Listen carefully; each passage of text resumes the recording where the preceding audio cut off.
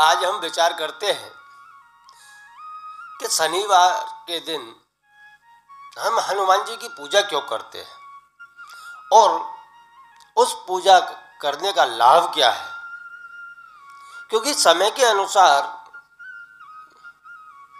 आजकल सब भूलते जा रहे हैं कि शनिवार के दिन हनुमान जी की पूजा क्यों की जाती है। त्रेता युग की बात है, जब माता सीता की खोज के लिए हनुमान जी लंका गए तब रावण के महल में देखा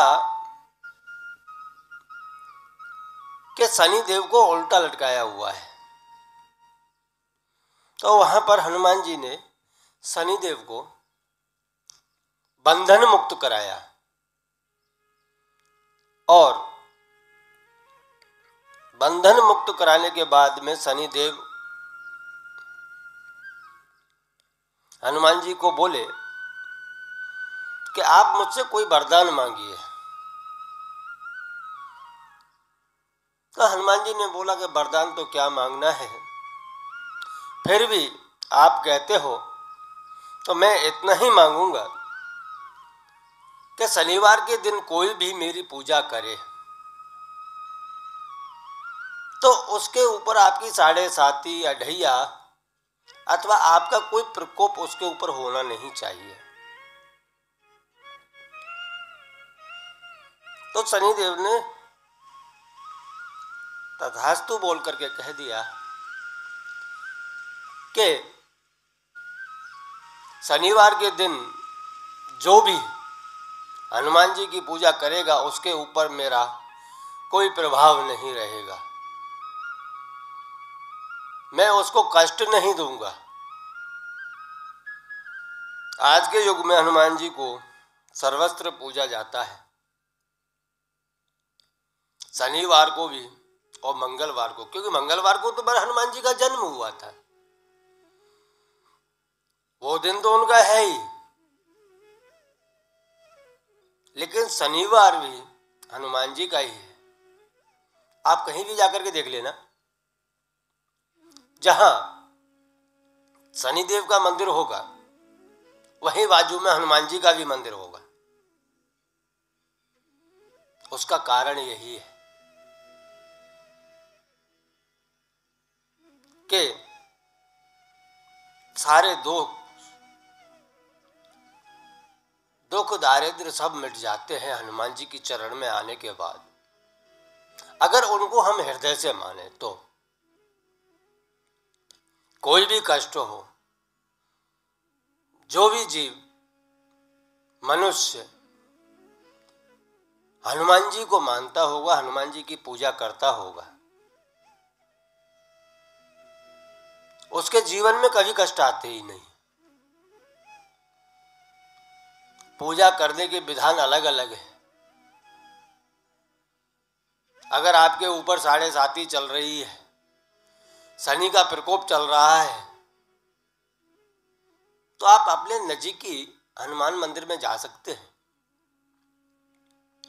और हनुमान जी की पूजा कर सकते हैं।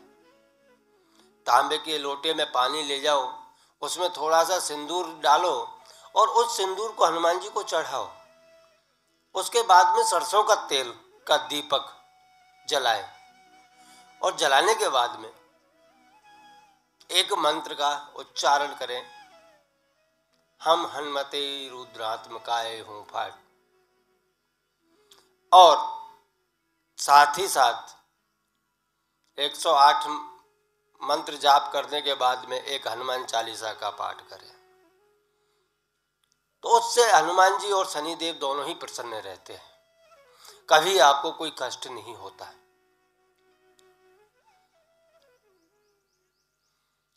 कष्ट में से दूर निकलने के लिए कलयुग के अंदर साक्षात हनुमान जी बैठे हुए हैं। आपकी सर्व मनोकामनाएं सिद्ध करते हैं, लेकिन आप हृदय से मांगते हो तो। और नहीं, जिसके ऊपर साढ़े साती आती है उसको कितना कष्ट होता है आप स्वयं विचार कीजिए। एक बात की बात आती है कि सभी ग्रह नक्षत्र एक जगह इकट्ठे हुए इंद्र जी के पास। इंद्रदेव से जाके पूछा कि हे इंद्रदेव, हम सब में से सबसे बड़ा कौन है और सबसे छोटा कौन है? कृपया इसका मार्गदर्शन करें।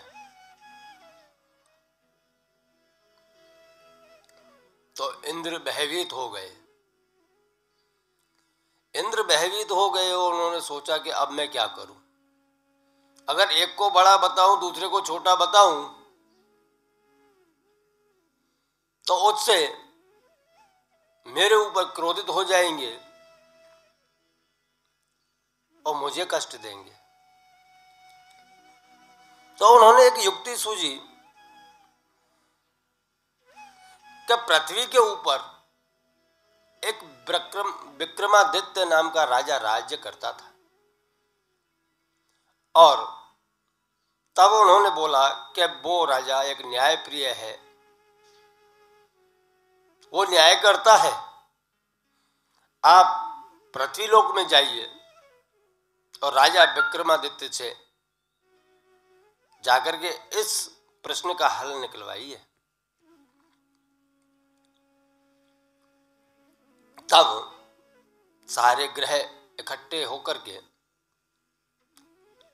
पृथ्वीलोक में आए और राजा के दरबार में पहुंचे। राजा विक्रमादित्य बैठे हुए थे। उनसे सवाल किया कि राजन, हम सब में से सबसे छोटा कौन है और सबसे बड़ा कौन है? कृपया करके आप हमें इस प्रश्न का हल कीजिए। विक्रमादित्य जी समझ गए कि एक को बड़ा बताऊं और एक को छोटा बताऊं तो मेरे ऊपर भी प्रकोप आएगा और नाराज होकर के जाएंगे। उनसे दुश्मनी अच्छी नहीं। फिर भी राजा है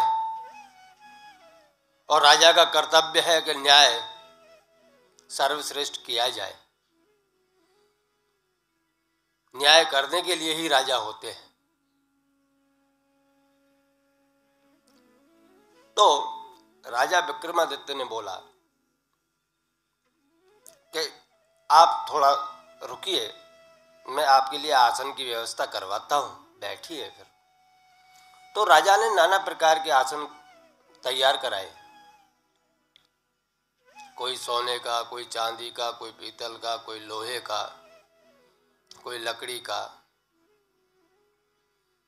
तो सबको बोला कि तुम अपने अपने हिसाब से बैठ जाइए। तो सारे ग्रह उस पर आसन ग्रहण किया और शनिदेव ने लोहे के आसन पर जाकर के अपना आसन ग्रहण किया। तब राजा विक्रमादित्य ने बोला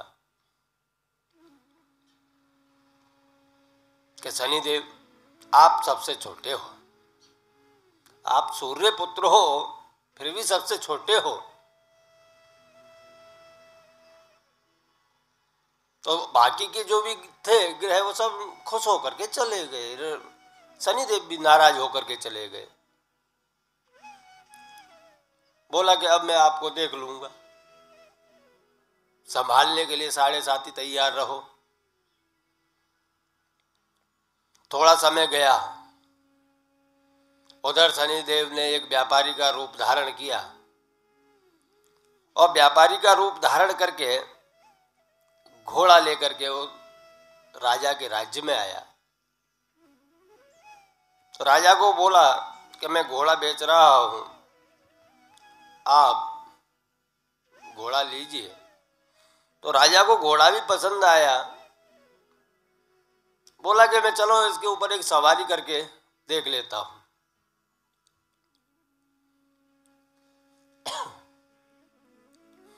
तो राजन घोड़ा के ऊपर बैठ गया और घोड़ा पवन वेग की गति से दौड़ने लगा। दौड़ते दौड़ते एक जंगल में जाकर के राजन को छोड़ दिया। राजन वहां भटकता रहा। राजन तो समझ गए थे कि ये सब शनिदेव के प्रकोप है, अब हमारे दिन खराब आने वाले हैं। लेकिन मनुष्य नहीं समझ पाता कि हमारे दिन कब खराब आने वाले हैं।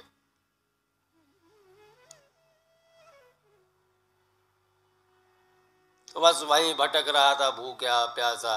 तो वहां देखा तो एक ग्वाला पानी पिलाने के लिए आया गायों को। तो राजन ने बोला कि भाई मुझे भी पानी पिला दो। तो ग्वाले ने वहां राजा को पानी पिलाया तो राजा ने अपनी अंगूठी भेंट में दे दी। संध्या का टाइम होने लगा तो देखा कि एक गांव नजीक में है, तो वहां जाऊं तो एक सेठ दुकान के ऊपर बैठा हुआ देखा। वो आया है, उसने पूछा है सेठ जी मुझे कुछ काम दो। तो राजा को वहां काम मिल गया। उस दिन सेठ की आमदनी डबल हुई।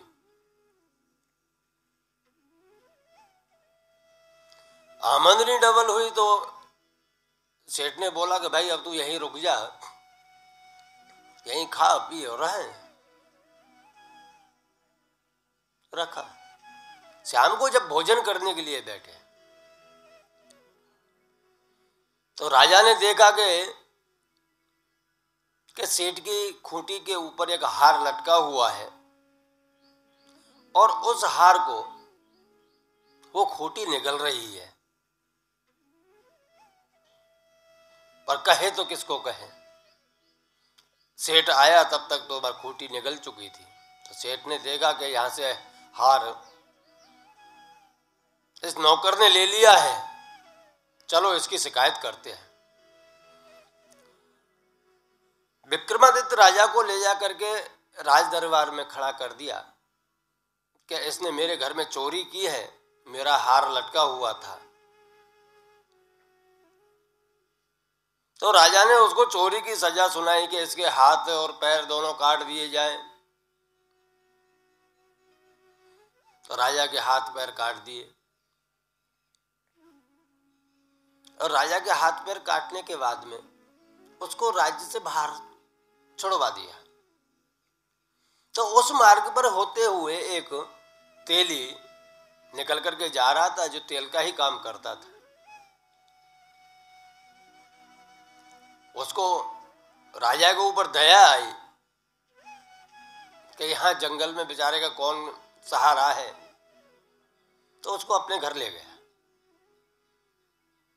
बस वो वहीं रहे। थोड़ा सा शनिदेव का प्रकोप भी वहां कम नजर आया और वहां उन्होंने गाने का अभ्यास चालू किया। तो वो बहुत सुरीला गाते थे। धीरे धीरे धीरे धीरे पूरे राज्य में चर्चाएं होने लगी भजन गवाने की कि बहुत सुरीला गाता है, बहुत अच्छा गाता है। तो एक समय राजा की लड़की ने उसका गान सुना और उसके ऊपर मोहित हो गई। राजकुमारी ने अपने पिता से बोला कि महाराज मुझे शादी करनी है तो इसके साथ में करनी है। पहले तो राजा नहीं माने, बहुत समझाया। बाद में राजा मान गए और उसके साथ में शादी करा दिया। इतनी समय में 7.5 उनकी पूरी होने आई। 7.5 पूरे होने पर आई तब शनिदेव राजा के स्वप्न में आए और कहा कि राजन आपके ऊपर अब तक 7.5 चल रही थी, लेकिन आपने सहप्रेम 7.5 को स्वीकार किया और उसको भोगा। इसलिए आज से आपकी 7.5 पूरी होती है। यथा स्थिति में आपको कर देता हूं। तो वहां विक्रमादित्य जी को यथा स्थिति उसके पैर आ गए, हाथ आ गए रात को, और सुबह जब सभी जगे तो देखा कि उसके हाथ पैर आ गए हैं। तब राजा विक्रमादित्य ने उस राजकुमारी को बताया कि मैं एक राजा हूं, विक्रमादित्य नाम मेरा है, तो अब हम हमारे राज्य को चलते हैं। वो राज्य को ले चलने लगे, तभी नगर सेठ जो था, जिसकी दुकान पर काम किया था, वहां होकर के निकले तो उन्होंने देखा, तो फिर उन्होंने आमंत्रित किया कि चलो हमारे यहाँ भोजन करके जाना आप। तो राजा ने भोजन स्वीकार किया, तो भोजन करने चले गए। जब भोजन कर रहे थे तो उसी समय जिस खूंटी ने उस हार को निगला था, वही खूंटी उस हार को उगल रही थी। तो सेठ भी देख रहा था। बड़ा पश्चाताप हुआ। फिर सेठ बोला कि महाराज, मेरी नादानी को आप माफ कीजिए और मेरी कन्या है, इसके साथ में आप शादी कीजिए। तो वहां राजा ने सेठ की लड़की के साथ में भी शादी किया और दोनों रानियों को लेकर के राज्य के लिए निकल गए। राज्य में आए तो बड़े धूमधाम से राज्य की सीमा के ऊपर उनका स्वागत हुआ। कहने का तात्पर्य इतना है, अगर किसी के ऊपर शनि का प्रकोप चल रहा हो तो उसको हनुमान जी मेट सकते हैं। वहां शनि जी का प्रभाव नहीं होता। आप जाइए हनुमान जी मंदिर में, सुबह नहा धो करके एक तेल का दीपक जलाइए, थोड़ा सा सिंदूर चढ़ाइए और हनुमान जी का मंत्र का जाप करते करते करते एक हनुमान चालीसा का पाठ भी कीजिए। तो उससे क्या है कि आपके मार्ग प्रकोप कम हो जाएंगे। हर शनिवार का नियम ले लीजिए।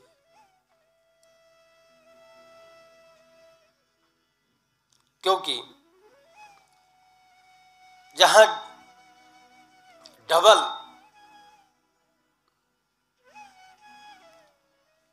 शक्तियां इकट्ठी होती हों,